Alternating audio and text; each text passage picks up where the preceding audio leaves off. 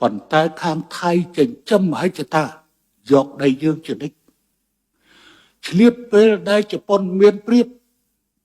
គឺខ្ញុំរំលឹកអាកន្លែងនេះបន្តិចយើងនិយាយកិច្ចព្រមព្រៀងបារាំងសៀម1900អនុសញ្ញាបារាំងសៀម1904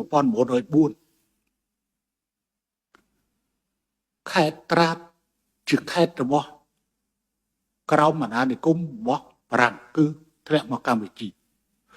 និងខេត្តមួយទៀតនៅឡាវខ្ញុំសំទុះខ្ញុំចាំធ្វើបានគឺមកនៅ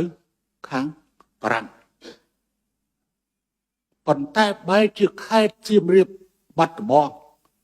សេរីសុផាន់គឺទៅនៅខាងថៃទៅវិញតែក្រោយមកបានកែតម្រូវនៅឆ្នាំ1907ឆ្នាំ1907 នោះគឺបារាំងសៀមបានចុះហត្ថលេខាបកគលខេត្តត្រាតទៅឲ្យថៃនិងខេត្តមួយទៀតនៅឯខ្ញុំមិនចាត់ឈ្មោះនៅឯឡាវទៅឲ្យថៃប៉ុន្តែថៃត្រូវបកគលសៀមរាបបាត់ដំបងព្រះវិហារសិទ្ធស៊ីសុផុតសេរីសុផុតមកឲ្យកម្ពុជាវិញចឹងបានជាមានផែនទីតាំងពីពេលនោះមកផែនទីប៉ុន្តែឆ្លៀតពេលដែលជប៉ុនមានព្រៀបក៏ចាប់ផ្ដើមមានសន្ធិសញ្ញាតូក្យូ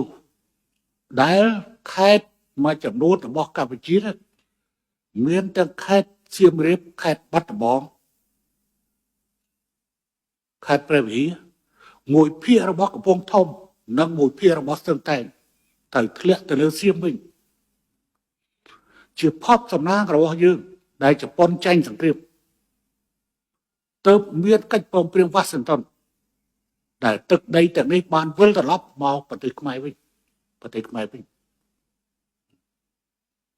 ទៅចងចាំឲ្យខ្លះ